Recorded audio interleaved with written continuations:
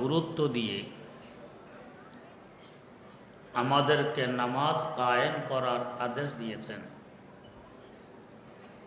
এত গুরুত্ব আর কোনো আমলকে দেননি। এমনকি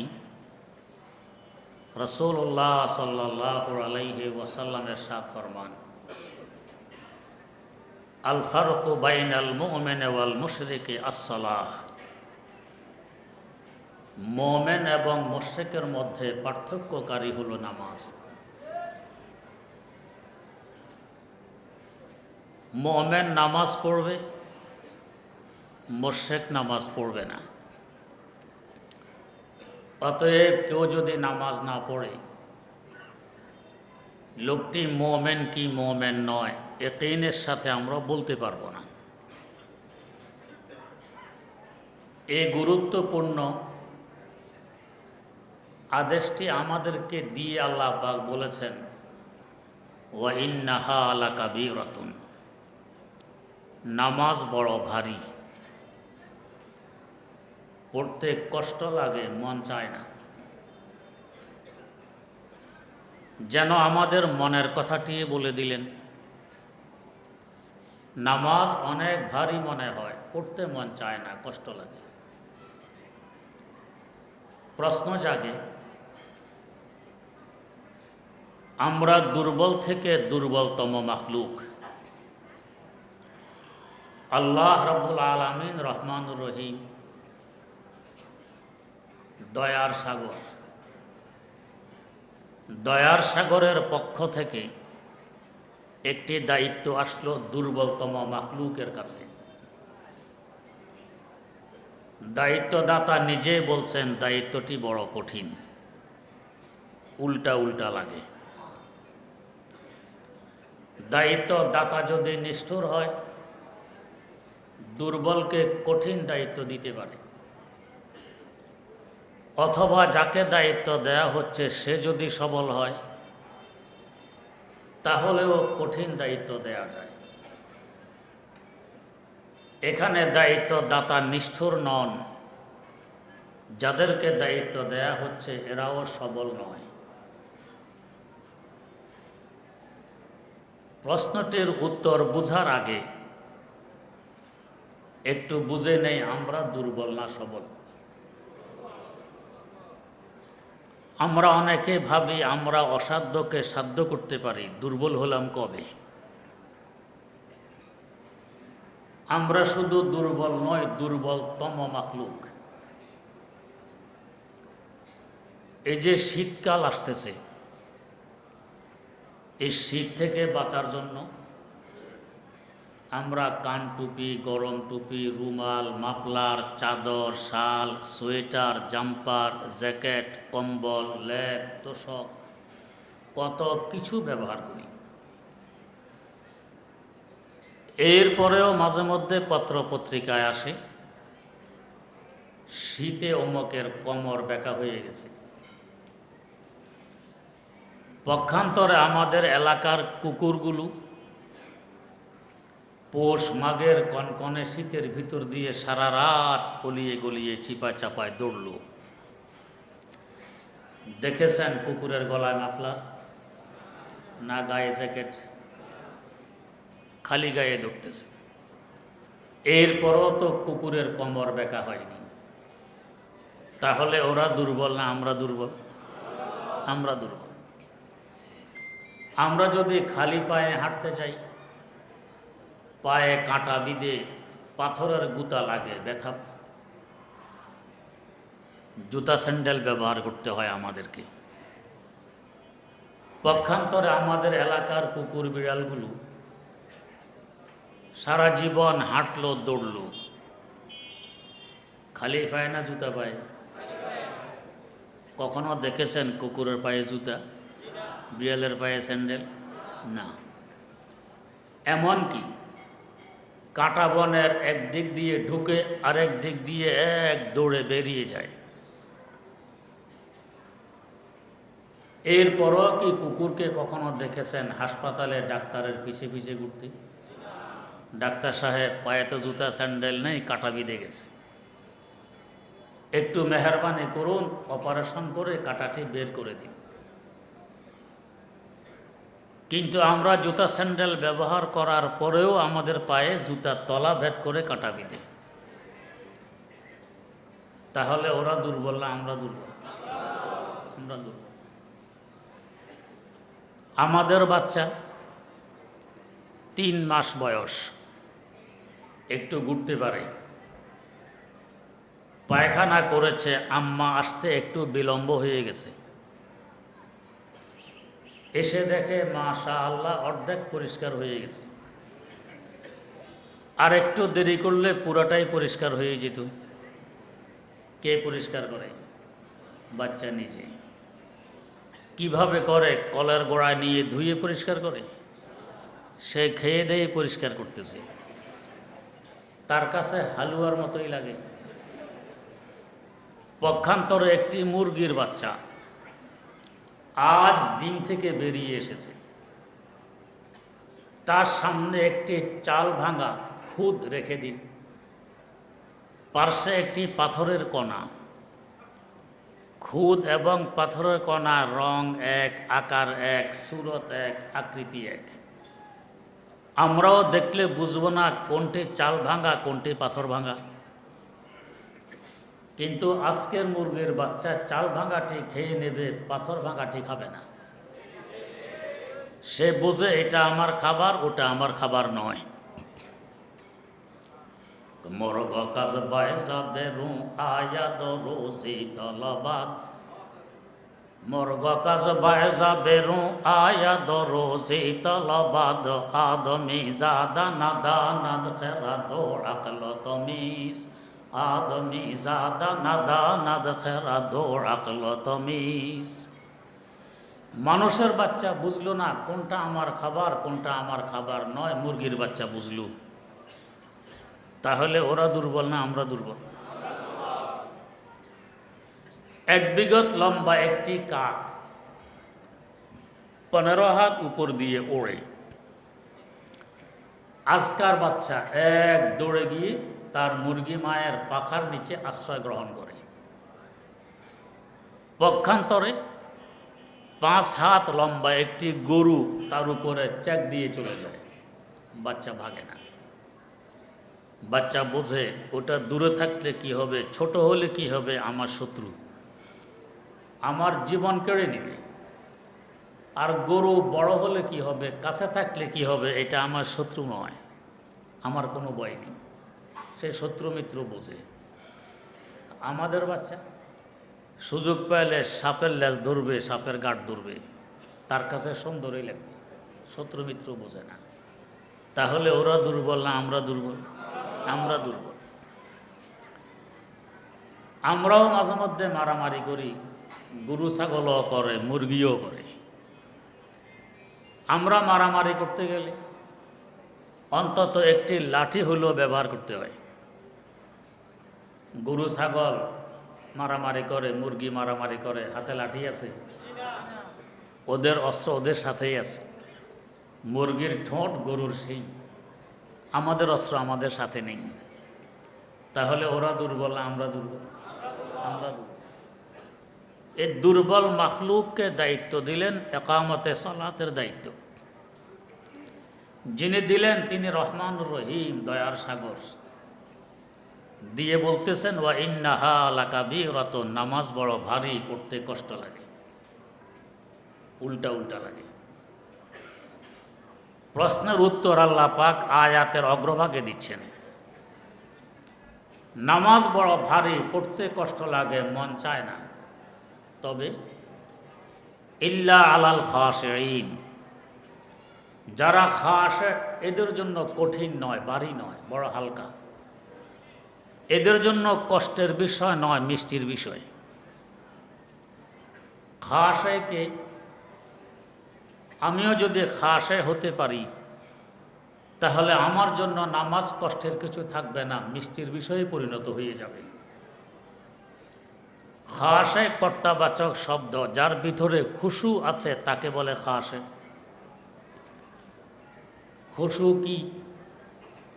খুশু বুঝতে আমরা অনেকে ভুল করে বসি। আমাদের ধারণা খুশু হলো একেবারে বেসদ হয়ে যাওয়ার নাম, বেখবর হয়ে যাওয়ার নাম। আমাকে কি মশায় কামড় দেয় না সাপে কাটে, আমার কোনো খবর থাকবে না, এটাকে আমরা মনে করি খুশু। এটা খুশু নয়। এই অবস্থার নাম হলো ইস্তেগরাক। আল্লাহ রাব্বুল আলামিনের জাত ও সিফাতের ভিতরে ডুবে থাকা, তার ধ্যানে মগ্ন থাকা, এটা ইস্তেগরাক, এটা খুশু নয়। আল্লাহ পাক চাইলে কাউকে দিতে পারেন, না চাইলে না দিতে পারেন। আমি চাইলে ইস্তেগরাক অর্জন করতে পারবো, এটা আমার ক্ষমতাধীন নয়। যদি দেন আলহামদুলিল্লাহ, না দিলে কোনো ক্ষতি নেই, যেহেতু আমার ক্ষমতাধীন নয়। আল্লাহ পাকের কিছু বান্দা এমনও আছেন, আল্লাহ পাক এদেরকে ইস্তেগরাক নামক গুণে গুণান্বিত করেছেন। যেমন আমার দাদা উস্তাদ আল্লামা ইউসুফ বানুরি রাহেমাহুল্লাহ, অপারেশন হবে, পেট কাটা হবে, তখন অপারেশন নতুন নতুন আবিষ্কার হয়েছে। হুজুরকে ওটিতে ঢুকানো হইল অপারেশন থিয়েটারে। এখন বেহুশ করবে, এরপরে পেট কাটবে। বেহুশ করার জন্য যখন ইঞ্জেকশন প্রস্তুত করা হয়, হুজুর জিজ্ঞেস করলেন, এই ইঞ্জেকশন কাকে ফুস করবেন? আপনাকে। কেন? এই ইঞ্জেকশনের কি কাজ? এটার কাজ, যাকে এটা দেয়া হয়, যাকে ফুস করা হয়, সে বেহুশ হয়। আমাকে বেহুশ করার জন্য এই ইঞ্জেকশন ফুস করবেন? কই জি। কেন বেহুশ করবেন? অপারেশন করবো যে এই জন্য, পেট কাটবো যে এই জন্য। বললেন না, এই ইঞ্জেকশন আমাকে দিতে পারবেন না। তাহলে আমার পেট এমনি কাটবেন। ডাক্তাররা বলতেছেন, হুজুর এমনি কাটলে তো ব্যথায় আপনি মারা যাবেন। মারা গেলে আমি যাব, তোমরা তো যাবে না, বেহুশ হতে দিব না। ডাক্তাররা যতই বুঝায় উনি বুঝেন না। ডাক্তাররা হয়তো ভাবতেছে মৌলবী মানুষ, বুদ্ধি শুদ্ধি কম। অনেকে তো মৌলবীকে এরকমই মনে করে। বাস্তবে কোরআন সুন্নাহর এলেম যাদের সিনায় আছে, এদের মতো বুদ্ধিমান দুনিয়াতে আর কেউ নেই। আমাদের মুরব্বী ছিলেন আল্লামা মুস্তাফা আল হোসাইনি রাহেমাহুল্লাহ। সফর অবস্থায় হোটেলে খেতে বসেছেন। হুজুর যে টেবিলে বসেছেন, ওই টেবিলে আরেকজন ভদ্রলোক চা পান করে। যারা নিজকে নিজে বুদ্ধিজীবী ভাবে, এই ধরনের একজন। হুজুর গোশত দিয়ে খাওয়া দাওয়া করে হাড়গুলোও যথাসাধ্য চিবিয়ে খাওয়ার চেষ্টা করতেছিলেন। এভাবে পরিষ্কার করে খাওয়া নবীর সুন্নত। ভদ্রলোক চা পান করে বারবার হুজুরের দিকে তাকায়। হয়তো ভাবে মোল্লা বোধহয় জীবনেও গোশতের চেহারা দেখেনি, গোশত খেয়ে হাড় শুদ্ধ খেয়ে ফেলতেছে। এক পর্যায়ে জিজ্ঞেস করে বসলো, হুজুর জি, আপনাদের দেশে কুকুর কি খায়? ভদ্রলোকের ধারণা হুজুর বলবেন কুকুর হাড় খায়, এতে করে হুজুরের সাদৃশ্য হবে, কুকুরের সাথে বেইজ্জতি হবে। তাই এই প্রশ্ন, আপনাদের দেশে কুকুর কি খায়? প্রশ্ন শোনার পর হুজুর জবাব দিলেন, জি জনাব, আমাদের দেশে কুকুর চা খায়। কাকে কুকুর বানাইতে চাইল? কে কুকুরে পরিণত হইল? কোরআন সুন্নাহর বরকত। আল্লাহ রাব্বুল আলামিন যাদেরকে কোরআন সুন্নাহর এলেম দান করেছেন, এরা জগতের শ্রেষ্ঠতম বুদ্ধিমান। এদের বুদ্ধির সাথে দুনিয়ার কেউ কখনো কুলাইতে পারে না। এরকমই এক হুজুরকে বিনা অপরাধে ষড়যন্ত্রের শিকার হয়ে গেছে, হুজুর ধরে নিয়ে গেছে পুলিশ, কোর্টে হাজির করা হইল। মাদ্রাসার মোহতামেম সাহেব হুজুরকে কিভাবে ছড়ানো যায় কোর্টে গিয়ে উপস্থিত হলেন। দেখেন যে অনেক উকিল বসা আছে পার্শ্বে, হাকিমও এজলাস গ্রহণ করেছেন। কিন্তু হুজুরের সপক্ষে যে উকিল ধরবে এত পয়সা মোহতামের কাছে নেই। তাই মোহতামেম হাকিম সাহেবকে বললেন, হাকিম সাহেব, ইনি আমার মাদ্রাসার শিক্ষক, কোনো অপরাধ নেই, ষড়যন্ত্রের শিকার। ওনার সপক্ষে যে উকিল ধরব ফিস দেওয়ার মতো পয়সা পকেটে নেই, অতএব তার পক্ষে আমি ওকালতি করতে চাই, অনুমতি প্রার্থনা করি। ডজন খানেক উকিল দাঁড়াইয়ে গিয়ে, আরে বাপরে বাপ, মৌলবীর সাহস তো কম নয়, জীবনে কোর্টের ছায়ায় আসেনি, ল পড়েনি, ওকালতি করতে চায়। হাকিম সাহেব, এই মৌলবী সাহেবকে অনুমতি দিলে কোর্ট অবমাননার সামিল হবে, এটা সার্টিফিকেট নেই, ওকালতি করুন। কিন্তু মৌলবী সাহেবের একই কথা, উকিলের ফিস দেওয়ার মতো পয়সা পকেটে নেই, অতএব আমি ওকালতি করতে চাই। বাবে সাবে মনে হয় অনুমতি পেয়ে যাবেন। তাই সবচেয়ে বড় উকিল যিনি, তিনি দাঁড়ায় বললেন, হাকিম সাহেব, সার্টিফিকেট বিহীন মৌলবীকে অনুমতি তো দেয়া যায় না, কিন্তু বাবে সাবে এমন লাগে যেন অনুমতি দিয়েই দিবেন। যদি দিতেই হয় আগে একটু পরীক্ষা করে নিন। আমি মৌলবীকে একটি প্রশ্ন করছি, আমার প্রশ্নের জবাব যদি সংক্ষেপে হয় হ্যাঁ অথবা না, এই দুই শব্দের এক শব্দ দিয়ে দিতে পারে, তাহলে বুঝবো কিছু বুদ্ধিশুদ্ধি আছে, ঠিক আছে, অনুমতি দিবেন। আর যদি হ্যাঁ অথবা না দিয়ে উত্তর দিতে না পারেন, অনুমতি দেয়া যাবে না, দিলে কোর্ট অবমাননা সামিল হবে। হুজুর বললেন, উকিল সাহেব, সকল প্রশ্নের উত্তর হ্যাঁ না দিয়ে দেয়া যায় না, মাঝে মধ্যে ব্যাখ্যা বিশ্লেষণ দিতে হয়, তাহলে আপনি অনুমতি পাইতে পারেন না। হুজুর বললেন, এই শর্ত কি শুধু আমাদের বেলায় না আপনাদের বেলায়ও? সকলের বেলায়। তাহলে আমি আপনাকে একটি প্রশ্ন করছি, আপনি হয় হ্যাঁ অথবা না দিয়ে উত্তর দিবেন। বলুন কি প্রশ্ন? প্রশ্ন তো বলবো ঠিক, যদি উত্তর দিতে না পারেন, যদি মদি নেই, ল পাস করে এসেছি কোর্টে, বাতাস খেয়ে আসেনি, আপনার মতো সার্টিফিকেট ছাড়া এসে ওকালতি করিনি, না পারার প্রশ্নই আসে না। কি প্রশ্ন তাড়াতাড়ি বলুন। হুজুর আবারও বলছেন, বলবো তো প্রশ্ন ঠিক, উত্তর যদি দিতে না পারেন হ্যাঁ অথবা না দিয়ে, আবারও আপনার ওই কথা, না পারার প্রশ্নই আসে না। তো প্রশ্ন তো আসে না বুঝলাম, যদি না পারেন, না পারলে কান ধরে কোর্ট থেকে বেরিয়ে যাব, জীবনে আর এই কোর্টের ছায়ায় আসবো না। আচ্ছা বলেন কি প্রশ্ন? প্রশ্ন আর কিছু নয়, আমি শুনেছি আপনার আব্বা জান নাকি মসজিদে মসজিদে গিয়ে মুসল্লিদের জুতা চুরি করত, এই অভ্যাসটি কি এখনো আছে নাকি ছেড়ে দিয়েছে? উকিল সাহেব এখন চুপ, হাঁ বলেন না, নাও বলেন না। কারণ যদি বলেন হ্যাঁ, অর্থ দাঁড়ায় আমার আব্বা জানের জুতা চুরির অভ্যাসটি এখনো আছে। তো তাজা তাজা দু চার চোরের পোলা ওকালতি করতে আসছে কোর্টে, কত বড় বেইজ্জতির কথা। আর যদি বলে না, মানে অভ্যাসটি এখন নেই, আগে ছিল, তো পুরানো জুতা চোরের পোলা কোর্টে এসে গেছে ওকালতি করতে, এটাও তো কম বেইজ্জতির কথা নয়।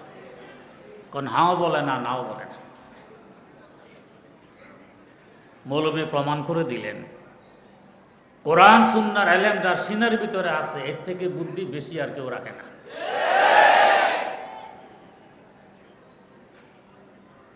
সবচেয়ে বড় বুদ্ধিমান এই দুনিয়াতে আল্লাহ পাক যাদেরকে কোরআন হাদিসে ইলম দিয়েছেন তারা। যাই হোক, আল্লাহ রাব্বুল আলামিন নামাজের মতো কঠিন দায়িত্ব আমাদেরকে দিলেন। প্রশ্ন জাগে, সম্ভব হয় কিভাবে? তিনি রহমান রহিম, আমরা দুর্বলতম মাখলুক। আল্লাহ পাক উত্তর দিয়ে দিলেন, ইল্লা আলাল খাশিঈন, যারা খাশে তাদের জন্য কঠিন নয়, কিন্তু খাসে কে, খুশু কি, এটা বুঝতে করি ভুল। ইস্তেগরাককে আমরা খুশু মনে করে বসি, ইস্তেগরাক খুশু নয়। আমার দাদা ওস্তাদের কথা বলতেছিলাম, ডাক্তাররা ভাবতেছে মনে হয় ওনার বুদ্ধিশুদ্ধি কম, বেহুশ করা ছাড়া পেট কাটতে গেলে তো ইনি মারা যাবেন। বললেন মারা গেলে আমি যাব, ইঞ্জেকশন ফুস করতে দিব না।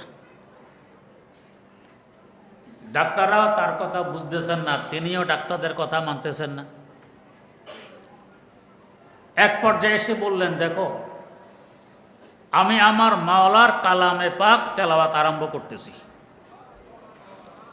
তেলাওয়াত করতে করতে একসময় আমার মধ্যে এই ধরনের কিছু চিহ্ন, কিছু আলামত পরিলক্ষিত হবে, তখন আমার পেট কাটবে, ইনশাআল্লাহ বেহুশ করতে হবে না। এই কথা বলে তিনি তেলাওয়াত আরম্ভ করে দিলেন। অনেকক্ষণ যাবৎ তেলাওয়াত করার পর জিজ্ঞেস করলেন ডাক্তারেরা, কিছু বুঝো শোনো না? হুজুর কি বুঝতেন? বললেন যে আমার তো এই অবস্থা কবে শুরু হয়ে গেছে, তোমরা এখনো অপারেশন শুরু করতেছ না? ডাক্তাররা হাসতেছে আর বলতেছে, হুজুর অপারেশন তো কবে শেষ হয়ে গেছে। হুজুর তেলাওয়াতে মগ্ন, এর ভিতরে পেট কাটা হলো, রোগ বের করা হলো, সিলাই করা হলো, এখনো তেলাওয়াতে মগ্ন, টের পাননি কি করা হচ্ছে, ভাবতেছেন এখনো অপারেশন শুরুই করা হয়নি। এটাকে বলে ইস্তেগরাক, এটা খুশু নয়। খুশু কি? ইস্তেগরাককে খুশু মনে করে আমরা নিরাশ হয়ে যাই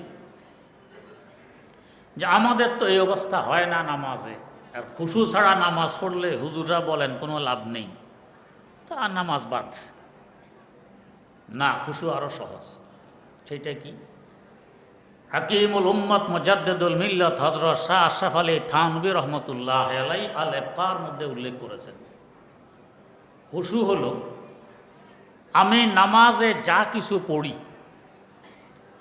অন্তর থেকে পড়ব, যা কিছু পড়ি জবানের সঠিক উচ্চারণে পড়ব, যা কিছু পড়ি পড়ার আওয়াজ নিজ কানে শুনব। এই তিন কাজ একসাথে করার নাম হলো খুশু। অন্তর থেকে পড়ব, সঠিক উচ্চারণে পড়ব, নিজ কানে শুনব।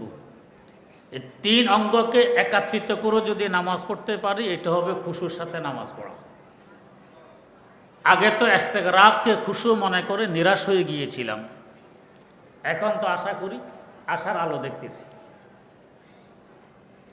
তবে এতদিন যে খুশুর সাথে পড়িনি, এতদিন জবান ছিল মসজিদের ভিতরে, অন্তর ছিল বাইরে দোকানে পাটে, কর্মচারী রেখে এসে গেছে মসজিদে, কি আবার চুরি করে।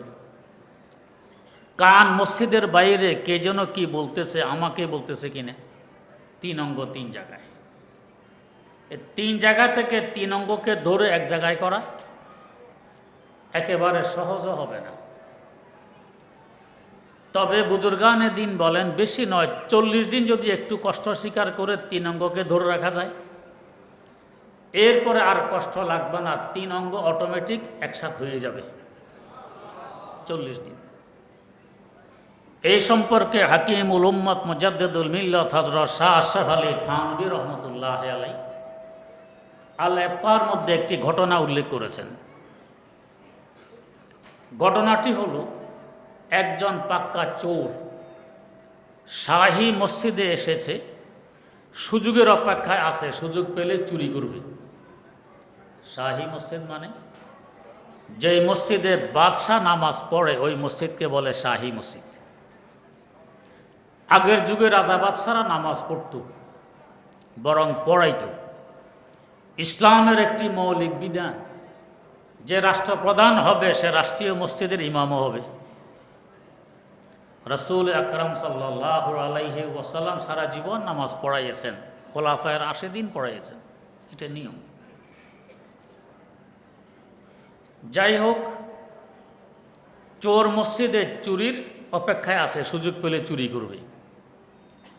এই সময় বাদশাহ মন্ত্রীকে ডেকে বলতেছেন, মন্ত্রী তুমি তো জানো আমার একটি মাত্র মেয়ে, আমার আর কোনো ছেলেও নেই, আর কোনো মেয়েও নেই। আমার মেয়েটি বিয়ের উপযোগী হয়ে গেছে। পরহেজগার দেখে একজন যুবক খোঁজ করো, পরহেজগার যুবকের কাছে আমি মেয়ে বিয়ে দেব। আমারও বর্তমানে এই মেয়ের স্বামী হবে এই দেশের বাদশাহ, এই রাজ্যের মালিক। চোর শুনতেছে। মন্ত্রী জিজ্ঞেস করলেন, বাদশাহ কি করে বুঝবো কে পরহেজগার? মন্ত্রী তার বিচক্ষণতার পরিচয় দিলেন। আমরা হলে কিন্তু জিজ্ঞেস করতাম না, কারণ আমরা তো জানি ডোলের বাড়ি কোন দিক থেকে আসে, ওই দিকেই পরহেজগার হিসাব। দলে দলে গরু ছাগল কোন দিকে যায়, ওই দিকে পরহেজগার হিসাব।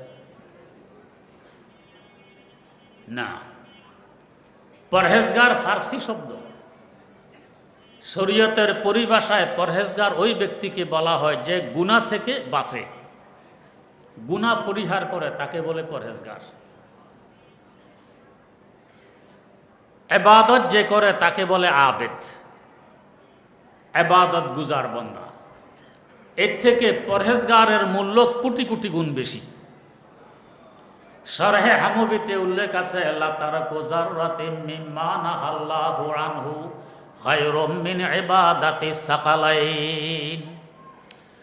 এক জর্রা পরিমাণ গুনাহ থেকে বাঁচা, পরহেজ করা, গোটা দুনিয়ার সমস্ত মানুষ এবং জিন জাতির সমষ্টিগত ইবাদত থেকে কোটি কোটি গুণ বেশি দামি।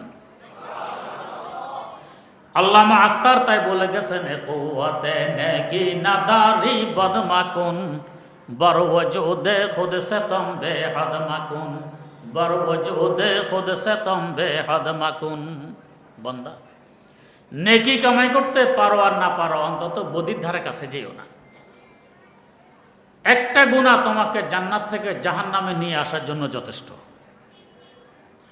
তো মন্ত্রী জিজ্ঞেস করলেন, বাদশাহ কি করে বুঝবো কে পরহেজগার? বাদশাহ জবাব দিলেন, হ্যাঁ, এটা বোঝা তো আসলে কঠিন, তবে পরহেজগারের একটি আলামত আছে, চিহ্ন আছে। তো সেটা কি? সেটা হলো জামাতে তাকবীরে উলার সাথে খুশু সহকারে নামাজ পড়া। কারণ আমার আল্লাহ বলেন, ইন্নাস সালাতা তানহা আনিল ফাহশাই ওয়াল মুনকার। নিঃসন্দেহে নামাজ নামাজি বান্দাকে অশ্লীল অবৈধ কাজ থেকে বিরত রাখে। জামাতে তাকবীরে উলার সাথে খুশু সহকারে নামাজ পড়া, এটা পরহেজগারের চিহ্ন। চোর এগুলো শুনতেছে, মনে মনে ভাবতেছে আমার তো কপাল আকাশে লেগে গেছে। পরহেজগার কিভাবে সাজতে হয় তাও তো জেনে ফেলেছি। এখন পরহেজগার সাজলাম, এরপরেই তো বাদশার মেয়ে, আর কি লাগে? আমিও তো এই দেশের বাদশাহ, চুরিদের দরকার হবে না। এই উদ্দেশ্যে চোর এখন পরহেজগার সেজেছে। আগে ভাগে মসজিদে আসে, জামাতে তাকবীরে উলার সাথে খুশু সহকারে নামাজ পড়ে। 10-12 দিন পর মন্ত্রীর দৃষ্টি পড়েছে, হ্যাঁ, এই যুবককে মনে হয় পরহেজগার। তবে বাস্তবে পরহেজগার নাকি হঠাৎ পরহেজগার, পরীক্ষা করা লাগবে। কেউ কেউ আছে আবার হঠাৎ পরহেজগার, মসজিদের ছায়া জীবনও আসে না। হঠাৎ দেখবেন পাগড়ি মাথায় দিয়ে ইমাম সাহেবের পিছনে এসে নিয়ত বাঁধে, কোনো অঘটন ঘটাইয়েছে তাই মসজিদ, ঘটনা শেষ আবার যে আসে, এটা হঠাৎ পরহেজগার। এমনই এক ছেলে ক্লাস 6-এ পড়ে। ক্লাস 6-এর ছেলে, বয়স আর কতই হবে, তো 12-13 বছর হবে। আজকাল তো কি আর বলার আছে, এই শিক্ষা প্রতিষ্ঠানগুলো কিসের শিক্ষা প্রতিষ্ঠান? প্রেমের কারখানা, প্রেমের বাজার। কি ছাত্র, কি শিক্ষক, কি ছাত্রী, কি শিক্ষিকা, এই নিয়েই ব্যস্ত। আলহামদুলিল্লাহ, এখনো দুনিয়ার কওমি মাদ্রাসাগুলো এর থেকে পবিত্র আছে। এখানে সহশিক্ষা নেই, ইনশাআল্লাহ হবেও না। ক্লাস 6-এর ছেলে আরেক মেয়ের সাথে লাইন। যাদের এ ধরনের লাইন ফাইন হয়, এদের লজ্জা শরম বিদায় নিয়ে যায়। ছেলে একদিন বাড়ি এসে সরাসরি তার আব্বাকে প্রস্তাব দেয়, আব্বা আমাকে বিয়ে করাই দেন। দেরি করা যাবে না, আমার চয়েস আছে। এর ক্যান্ডিডেট অনেক অনেক প্রার্থী, অনেক ছেলেরা তাকে চায়, দেরি করলে অন্য কেউ নিয়ে যেতে পারে। আব্বার তো মাথায় হাত, ইন্না লিল্লাহ। ছেলে মাত্র ক্লাস 6-এ পড়ে, এখন বিয়ের ফিকির, জীবন্ত ধ্বংস, চতুর্দিক অন্ধকার। দৌড়িয়ে এসেছে মসজিদের হুজুরের কাছে। আমরা যখন চতুর্দিক অন্ধকার দেখি তখন হুজুরের শরণাপন্ন হই, এর আগে আর হুজুরের দরকার হয় না। এসে বলছে, হুজুর আমার ছেলেটাকে একটু বুঝান। কি বুঝাবো? ছেলে মাত্র ক্লাস 6-এ পড়ে, এখন এই বিয়ের ফিকির, আজকে আমার কাছে সরাসরি বিয়ের প্রস্তাব দিয়ে দিয়েছে। তার নাকি চয়েস আছে, দেরিও করা যাবে না, অন্য কেউ নিয়ে যাবে। হুজুর বললেন, ঠিক আছে, ছেলেকে একটু পাঠিয়ে দেন, দেখি কি করা যায়। ছেলেকে পাঠানো হলো। ছেলে এসে সালাম দিয়ে বলছে, হুজুর আমার আব্বাকে একটু বুঝান। আব্বা বলে, ছেলেকে বুঝান? ছেলে বলে, আব্বাকে বুঝান। পড়ছেন হুজুর পেঁচে, কাকে বুঝাবে? কি বুঝাইতেন? হুজুর আমার বিয়ের প্রয়োজন, চয়েস আছে, এই মেয়ের প্রার্থী অনেক, দেরি করলে কেউ নিয়ে যাবে, আমি পাবো না। আব্বা বুঝেন, আব্বাকে বুঝেন। হুজুর বললেন, এক কাজ করো, 40 দিন আমার পিছনে তকবির উলার সাথে জমাতে নামাজ পড়ো, এরপরে দেখা যাবে বুঝানো যায় কিনা। বুঝাবেন তো? পরে দেখা যাবে, আগে নামাজ পড়ো। আচ্ছা ঠিক আছে। ছেলে এসে নামাজ পড়তেছে হুজুরের পিছনে। 38 দিন হয়ে গেছে। হুজুর তো মনে মনে খুশি, এখন হয়তো পরহেজগার হয়ে গেছে, ব্রেন থেকে বিয়ের ফিকির নেমে গেছে। 38 দিনের দিন ছেলে আজকে আগে ভাগে একবারে হুজুরের হুজুরায়।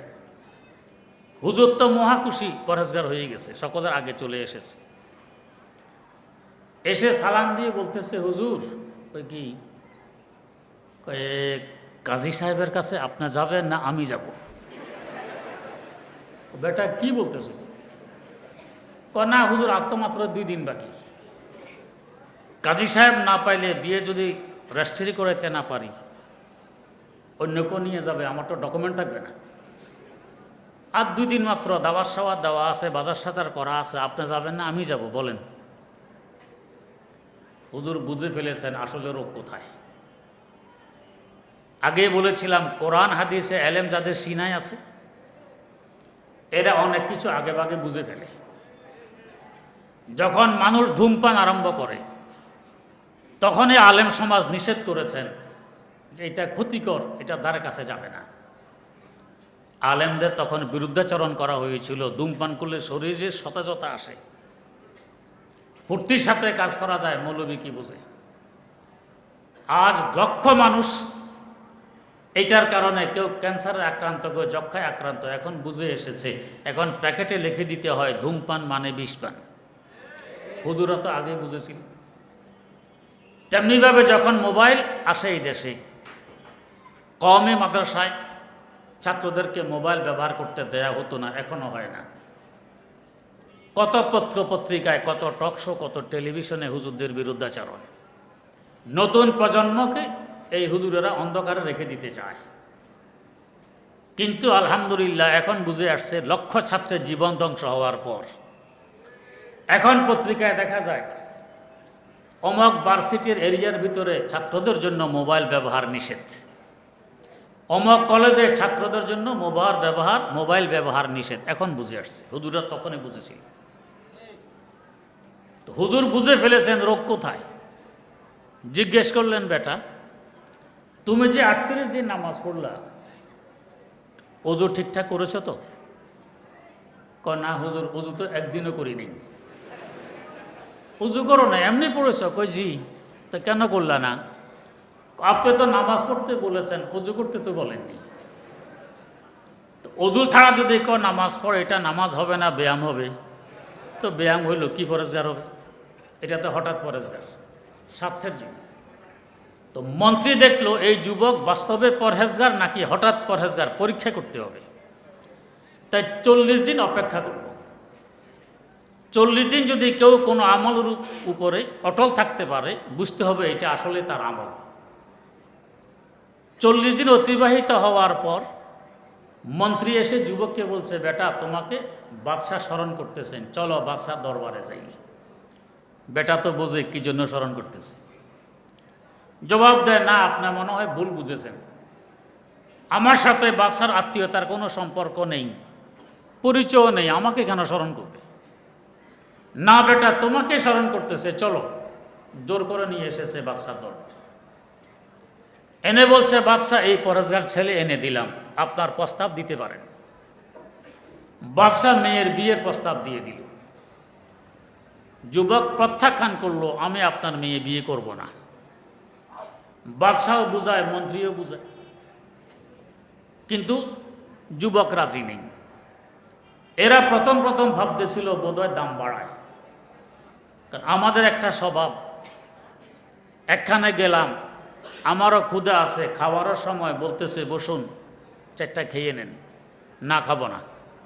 বসুন 4টা খান, না খাবো না, খাবো না, খাবো না, খাবো না, কিন্তু যদি একবার বসতে পারি শোয়াশের আগে আর উঠবো না, পাতিল খালি। তা আমাদের সব। তো মন্ত্রী আর বাদশাহ মনে করছেন এই বুঝি দাম বাড়ায়। অনেক বোঝানোর পরও যখন সে রাজি হচ্ছে না, এখন দেখেছে না, মনে হয় তো দাম বাড়ায় না, এটা বাস্তব। বাদশাহ আশ্চর্য হয়ে জিজ্ঞেস করলেন, বেটা এই ক্ষমতার জন্য মানুষ কি না করে, কত মারামারি, কত মিথ্যা, কত টাকা পয়সা খরচ করে, তুমি ফিরি ফিরি মুফতে পেয়ে যাচ্ছ বাদশাহী, প্রত্যাখ্যান করতেছো কেন? চোর জবাব দেয়, বাদশাহ বাস্তবে আমি আপনার মেয়ের উপযোগী নই, আমি একজন পাক্কা চোর। আজ থেকে 40 দিন পূর্বে আপনার মসজিদে এসেছিলাম, সুযোগের অপেক্ষায় ছিলাম, সুযোগ পেলে চুরি করব। ওই দিন ঘটনাক্রমে মন্ত্রীকে ডেকে আপনার মেয়ের বিয়ের আলোচনা করেছিলেন, পরহেজগার যুবকের কাছে মেয়ে বিয়ে দেবেন।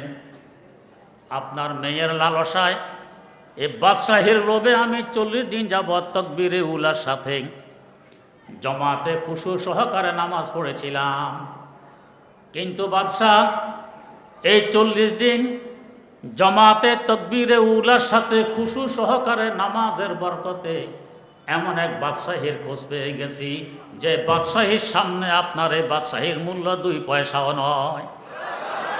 আমি এখন আমার বাদশাহী নিয়ে ব্যস্ত আছি, আপনার বাদশাহী কাকে দিবেন না দিবেন আপনার ব্যাপার।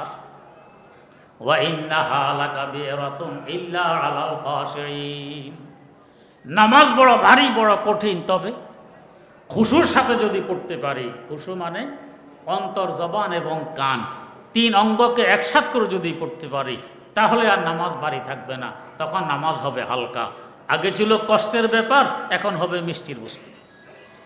আল্লাহ রাব্বুল আলামিন আমাদেরকে খুশু সহকারে নামাজ পড়ে উভয় জাহানে ধন্য হওয়ার তৌফিক দান করুন। সুবহানাল্লাহি ওয়া বিহামদি, সুবহানাকাল্লাহুম্মা ওয়া বিহামদিক, আশহাদু আল্লা ইলাহা ইল্লা আনতা, আস্তাগফিরুকা।